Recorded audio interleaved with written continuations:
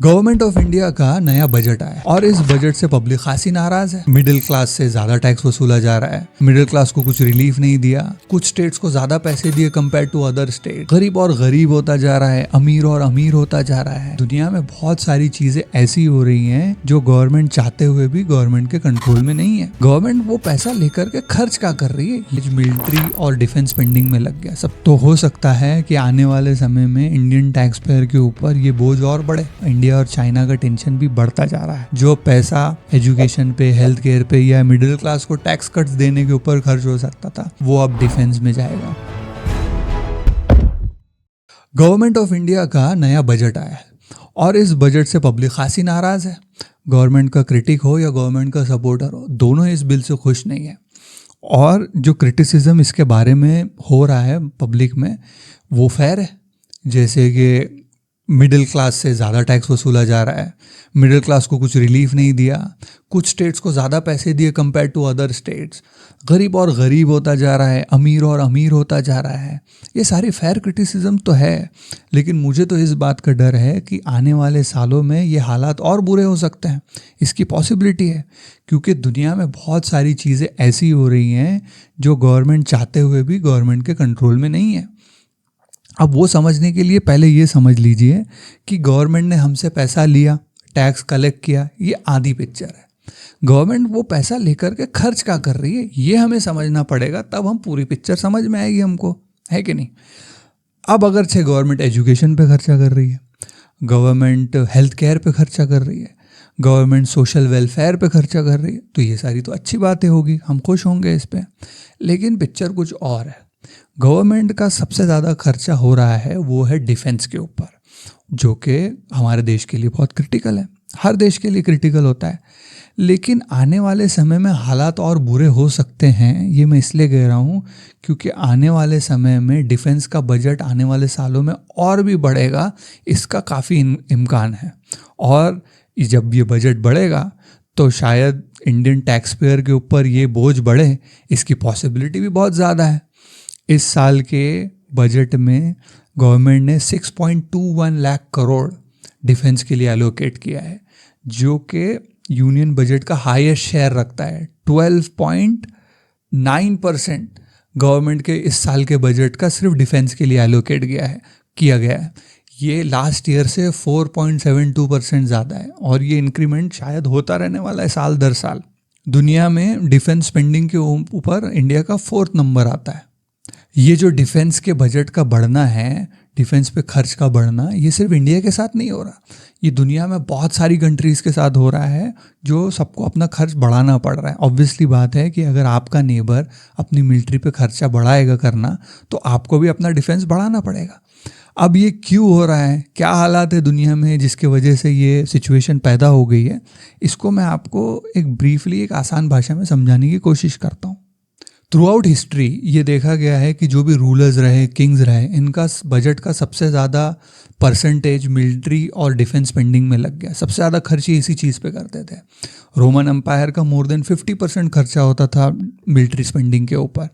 World war 2 के दौरान Britain more than 70% अपनी मिलिट्री पे खर्च करता था। और ये हिस्ट्री में हमेशा ऐसा ही चलता आ रहा है। लेकिन अर्ली 21st सेंचुरी के दौरान ये चीज़ चेंज हुई। एक अनोखी चीज़ हुई कि दुनिया में मिलिट्री स्पेंडिंग बहुत कम हो गई, सिर्फ फ्यू परसेंटेज पे आकर के वो रुक गई थी। एवरेज स्पेंडिंग दुनिया में मिलिट्री के ऊपर 7% पे आके रुक गई थी, और हेल्थ केयर पे 10% स्पेंडिंग कर रहे थे कंट्रीज़ ऑन एन एवरेज दुनिया के अंदर। ये बहुत अनोखी चीज़ थी। ये दुनिया में देखा गया पीसफुल पीरियड बहुत रेयर था। फर्स्ट टाइम दुनिया में इतना पीसफुल पीरियड लोगों ने देखा गया था। हम जो लोग हैं जो इस दौरान जवान हुए 2000 के बाद में, उन लोगों ने वॉर देखा ही नहीं है जैसा वॉर दुनिया में लोगों ने देखा गया था। हमने रिलेटिवली बहुत पीसफुल दुनिया देखी है हमारे टाइम पे। इस टाइम पे लोगों ने education, health care, welfare, defence से ज़्यादा खर्चा इन चीज़ों के ऊपर किया है। लेकिन ये सारी चीज़ें अब बदल रही है, क्योंकि अब गवर्नमेंट पैसा ड्रोन्स खरीदने में, जेट्स खरीदने में, टैंक्स खरीदने में, साइबर वेपन्स खरीदने में अब खर्चा कर रही है गवर्नमेंट्स। तो इसका मतलब ये है कि वो जो पीसफुल एरा जिसकी हमें आदत हो गई थी, वो अब चला गया है। Era of peace is now over, क्योंकि हर जगह कॉन्फ्लिक्ट शुरू हो गए हैं। आप देखिए रशिया यूक्रेन का कॉन्फ्लिक्ट, इजराइल पैलेस्टीन का कॉन्फ्लिक्ट, इंडिया चाइना के बीच में टेंशन चल रहा है, चाइना ताइवान के बीच में टेंशन चल रहा है, यूएस और चाइना के बीच में टेंशन चल रहा है, जो कि बहुत बड़े सुपर पावर्स हैं। इतने सारे कॉन्फ्लिक्ट्स अब दुनिया में शुरू हो गए हैं कि वी कैन नाउ से कि ये जो पीसफुल एरा था वो अब ख़त्म हो चुका है। अब हम इस बात को समझते हैं कि ये पीसफुल एरा आया कैसे था, अचीव कैसे किया था दुनिया ने ये, और ये अब चला क्यों गया। ठीक है, वर्ल्ड वॉर 2 के पहले there were multiple competing powers, multipolar world थी, जहाँ पर Germany, Japan, UK, United States, ये सारे बिग पावर्स डोमिनेंस के लिए लड़ाई कर रहे थे अपने इंटरेस्ट के लिए। इसी वजह से हम लोग, पूरी दुनिया एक बड़े वॉर में झोंकी गई, वर्ल्ड वॉर 2 हुआ। वर्ल्ड वॉर 2 ख़त्म होते होते जब ख़त्म हुआ तो सिर्फ 2 पावर्स बच गई, यूएसएसआर और यूनाइटेड स्टेट्स। अब दुनिया एंटर कर गई बाइपोलर वर्ल्ड में।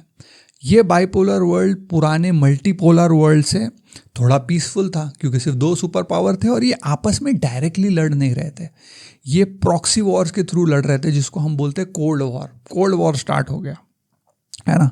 कोल्ड वॉर स्टार्ट हुआ तब थोड़ा पीस आया, लेकिन 1991 आते आते यूएसएसआर भी टूट गया, वो भी गिर गया। जब यूएसएसआर टूट गया 1991 के बाद, तो दुनिया में सिर्फ एक ही पावर बचा, वो था यूनाइटेड स्टेट। इसको बोलते हैं दुनिया में, ये था यूनिपोलर वर्ल्ड, जहाँ पर सिर्फ एक ही पोल है और एक ही सुपर पावर है, बाकी सब गरीब थे। चाइना गरीब था, इंडिया गरीब था, और दूसरा कोई दुनिया में पावर इन्होंने बचाया नहीं था। अब ये जो यूनिपोलर वर्ल्ड था यूनाइटेड स्टेट्स का, यूनाइटेड स्टेट्स में इसके अंदर एक ग्लोबल लिबरल ऑर्डर बनाया। ग्लोबल लिबरल ऑर्डर, जिसके अंदर उन्होंने यूनाइटेड नेशंस को स्ट्रॉन्ग किया। यूनाइटेड नेशंस का फॉर्मेशन वर्ल्ड वॉर 2 के बाद किया, और उसको बाद फिर आदमी और स्ट्रॉन्ग बनाया, बहुत सारे लॉज बनाए। और ये जो टाइम था ये दुनिया के लिए बहुत पीसफुल रहा, क्योंकि दुनिया में सिर्फ एक ही सुपर पावर था और कोई किसी से कम्पीट नहीं कर रहा था। और ये जो लिबरल ऑर्डर था, इसके बहुत सारे फ्लॉज भी थे, ऐसा नहीं था कि ये सिस्टम परफेक्ट था।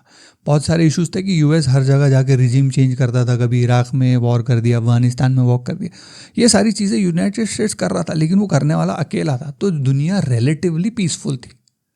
और अब क्या हो रहा है आज के ज़माने में, due to many different reasons, अब वो रीजंस में हम किसी और दिन जाएंगे, ये जो ग्लोबल लिबरल ऑर्डर था वो अब ख़त्म हो चुका है। यूनाइटेड स्टेट्स का जो सुपर पावर था कि वो अकेला पावर है और सब उससे डरते हैं, वो एरा अब यूनाइटेड स्टेट्स का ख़त्म हो गया है। अब चाइना बहुत बड़ा पावर बन करके आया है। ईयू अपने इंटरेस्ट के लिए, जो यूरोपियन यूनियन है वो अपने इंटरेस्ट के लिए खुद लड़ रहा है, मार्केट में खुद डिफेंड कर रहा है अपने आप को। टर्की एक बड़ा पावर निकल के आया है, रशिया बहुत पावरफुल हो चुका है, ब्राज़ील, ईरान, ये भी अब किसी से डर रहे नहीं, ये अपने इंटरेस्ट के लिए खुद लड़ाई कर रहे हैं, है ना। ये भी गेम के अंदर इन्वॉल्व हो गए। इंडिया भी पावरफुल हो चुका है।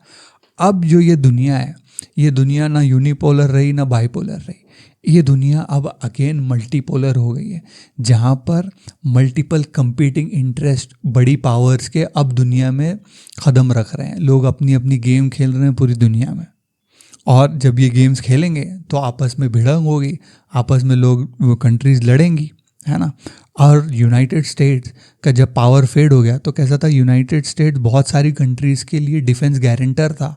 अब जब कंट्रीज़ को ये समझ में आ गया कि डिफेंस के लिए हम यूनाइटेड स्टेट्स पर डिपेंडेंट नहीं रह सकते, क्योंकि यूनाइटेड स्टेट्स खुद कमज़ोर हो रहा है, यूनाइटेड स्टेट्स खुद इनवर्ड देख रहा है, वो अमेरिका फर्स्ट पॉलिसी के ऊपर काम कर रहा है जो ट्रम्प बोलता है, तो उसके रीजंस हैं जिसके वजह से अमेरिका का डोमिनेंस दुनिया में कम हो रहा है।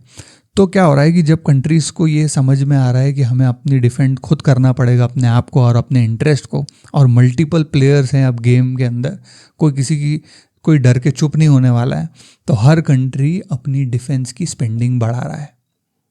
इसीलिए स्पेंडिंग हर कंट्री की बढ़ रही है। और ऑब्वियसली अगर चाइना और पाकिस्तान अपनी डिफेंस पे खर्चा करना बढ़ाएगा अपनी डिफेंस की स्पेंडिंग, तो हमको भी बढ़ानी पड़ेगी भाई, क्योंकि हमको डिफेंड करना है, हमारे बचाने के लिए कोई और आएगा नहीं, हम किसी पे डिपेंडेंट है नहीं, हमको खुद लड़ना है इनसे। तो हम हमारी डिफेंस स्पेंडिंग बढ़ा रहे हैं, और ये साल दर साल बढ़ती चली जाने वाली है, ऐसा मुझे लगता है। तो हो सकता है कि आने वाले समय में इंडियन टैक्स पेयर के ऊपर ये बोझ और बढ़े, क्योंकि दुनिया अब उतनी पीसफुल रही नहीं है, हर जगह वॉर स्टार्ट हो चुके हैं, और इंडिया और चाइना का टेंशन भी बढ़ता जा रहा है। ये सारे जियो पॉलिटिकल रीजंस हैं जिसके वजह से इंडिया को अपने डिफेंस पे खर्चा बढ़ाना पड़ रहा है। जो पैसा दूसरी चीज़ों पे खर्च हो सकता था, एजुकेशन पे, हेल्थ केयर पे, या मिडिल क्लास को टैक्स कट्स देने के ऊपर खर्च हो सकता था, वो अब डिफेंस में जाएगा। और ये बहुत पॉसिबल है कि ये हर साल बढ़ेगा और आउटरीच लोगों में भी ये बढ़ता चला जाएगा इसका।